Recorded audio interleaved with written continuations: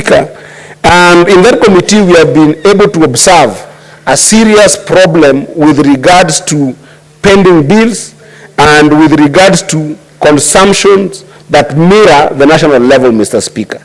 In fact, counties are facing a situation whereby if they don't learn from the conversation that we are having in this House on debt management strategy, Mr. Speaker, our counties are going to reach a point whereby the pending bills are going to be more in terms of nominal value than the equitable shares that they are getting, Mr. Speaker. We are going to wake up one day where our counties are going to find themselves with a lot of contract pressure from suppliers that need their money paid, because these suppliers that are in counties, Mr. Speaker, they come on the basis of a contract.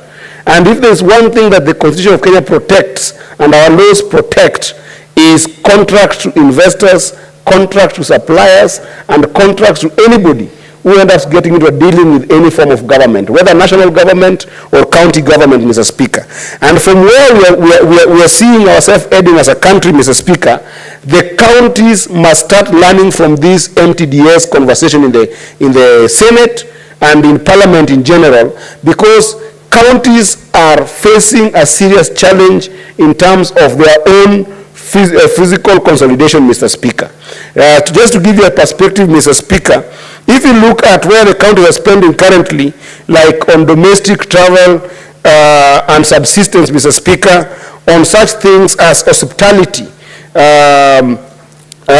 expenditure in counties, Mr. Speaker, these areas are gobbling a lot of money from counties to the extent that the expenditure in some of these areas could be used to be able to pay some of the pending bills. And we know, Mr. Speaker, that in the national government, as we try to raise money, the ordinary revenue, as we try to raise money from different Eurobonds, and as we try to raise money even from grants from external sources, Mr. Speaker, the first charge for the government has been always nationally paying for this debt. In fact, I remember last year, Mr. Speaker, there were some weeks that the national government was paying a whooping 100 billion per week in debt. Now, our counties are going to start facing a situation whereby they are going to start paying the first charge of their money to suppliers in terms of pending bills, Mr. Speaker. And rightfully so, because if we do not have counties and national government paying our suppliers, Mr. Speaker, the common people in this country who are working day and night to be able to supply goods and services to our government, Mr. Speaker, we are killing this economy. We are killing it because without being able to guarantee payment to these suppliers, without being able to guarantee payments to young people in this country, Mr. Speaker, that are working to be able to supply goods and services to government, then there is no enterprising economy that can be able to go on, Mr. Speaker. And therefore, Mr. Speaker, this conversation should be larger.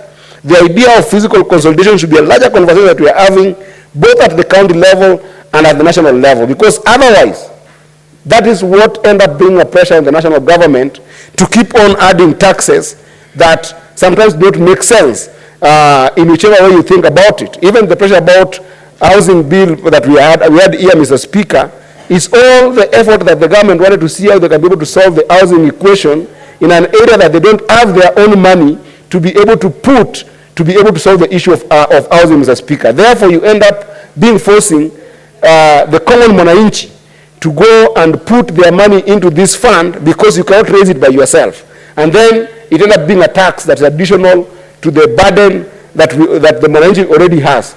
And Mr. Speaker, if we do not solve this issue of expenditure in government, we are still going to have a problem in this debt management strategy. And lastly, Mr. Speaker, as I finish, I want to invite the House, Mr. Speaker, that we must start keeping the National Treasury to account in the data point that it has forwarded to this House with regards to shrinking that debt to GDP ratio. There is desire, of course, that by 2029, they are hoping to reduce it all the way to 55%, Mr. Speaker. They made a commitment of this formula, moving us from a numerical value last year to going to this ratio value, Mr. Speaker. But since last year up to now, Mr. Speaker, we haven't had an engagement, not at the committee level and not at the House level, where the ministry has come and given us quarterly data in terms of these